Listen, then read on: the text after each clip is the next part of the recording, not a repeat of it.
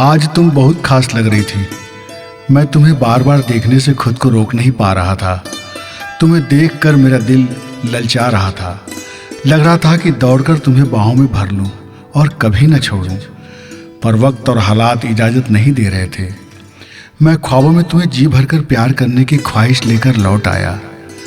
शाम को मिलने की कोशिश करता हूँ, लेकिन जब भी तुमसे मिलने आता हूँ तुम्हारे घर वालों का मुंह बन जाता है। सब मुझे टालने की कोशिश करते हैं। एक तुम हो जो मुझे प्यार से देखती हो। तुम्हारी आंखों की भाषा मैं समझता हूँ, उनमें मेरे लिए प्यार है। मैं तुमसे मिलता रहूँगा, चाहे घर वाले कुछ भी सोचें। तुम्हारा और सिर्फ तुम्हारा, अमर। मैं जानती हूँ कि तुम मुझे कितना चाहते हो।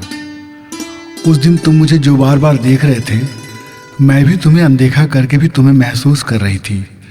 मुझे भी लग रहा था कि मैं तुम्हें बहुत देर तक देखती रहूं, पर ऐसा नहीं कर सकती। मैं समझती हूँ तुम किसी न किसी बहाने मुझसे मिलने के लिए आया करते हो, लेकिन हमारे इस प्यार को अभी बहुत लंबा सफ़र तय करना होगा। तुम अभी पढ़ रहे हो, मैं भी पढ़ रही हूँ।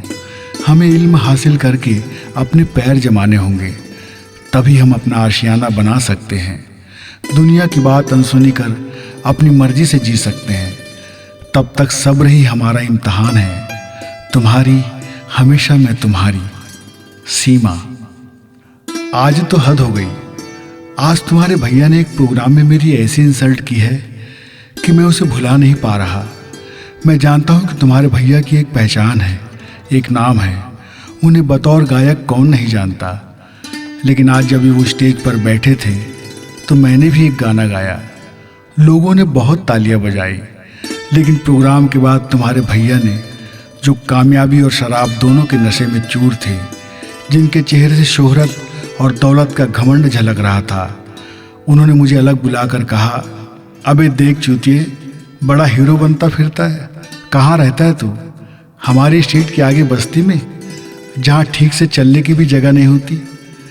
कभी कभी तू मेरी बहन से भी मिलने आता है ना? क्या सोचकर बुलाती हो तुझे? शायद कोई बेगारी करवाने के लिए?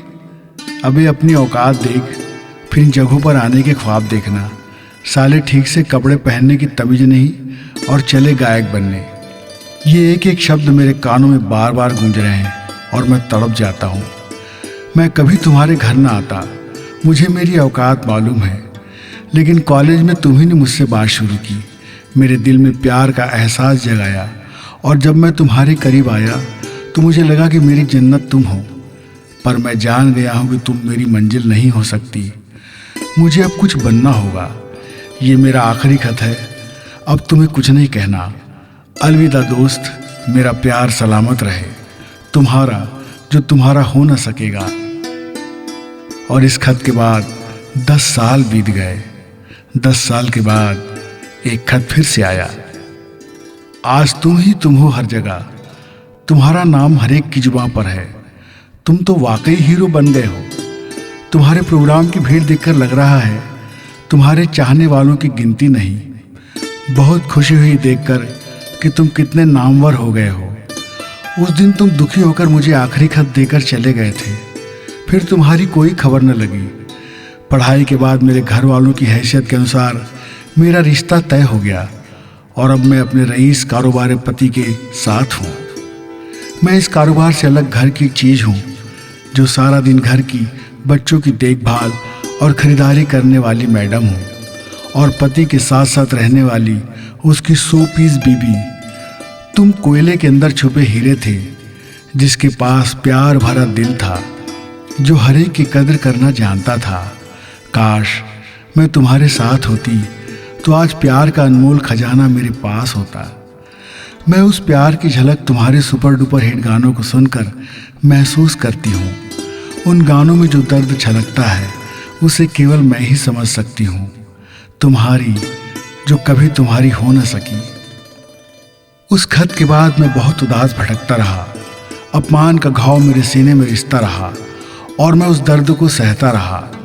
मैंने झूठे ख्वाब देखे थे, लेकिन तभी मेरी मुलाकात एक संगतकार से हुई, जो सूफियाना गीतों में रमे रहते थे। एक दिन उनके घर में मैंने उनके सामने कुछ गुनगुना दिया। वो अपने तबले के साथ मेरे गाने में संगत करते रहे और मुस्कुराते रहे। फिर मुझसे कहा कि तुझ पर तो मालिक का करम है रे, पर तू समझ नहीं पाया। देख, इस दुनिया में कोई किसी की बेइज्जती नहीं कर सकता। अरे उसकी खुद की औकात क्या है? सारा खेल तो उसका है, उस मालिक का। वो हालात की ठोकरों से भीतर बेताबी और तड़प पैदा करता है ताकि तू खुद को तराश सके। और जब दिल से कोशिश होती है तब सारे सुर लग जाते हैं और नई नई धुनें और गीत होंठों पे आ जाते हैं। जिस पल वो चाहे उस पल दुनिया खड़ी होकर तेरे लिए तालियां बजाने लगेंगी। तेरे रास्ते में शोहरत और दौलत बिखरी पड़ी रहेगी। तू निराश न हो पुत्र, लगन लगा और इबादत कर, दुआ जरूर कबूल होगी। उनकी बातें दिल में रखकर मैंने अपना सफ़र शुरू किया। कुदरती मेरी आवाज़ सुरीली थी, पर उसे अभ्यास से तराशने की ज़रूरत थी और उस्ताद जी का हुक्म मानकर मैंने खुद को तराशने का काम किया। छोटी छोटी प्रस्तुति से मेरा नाम होने लगा।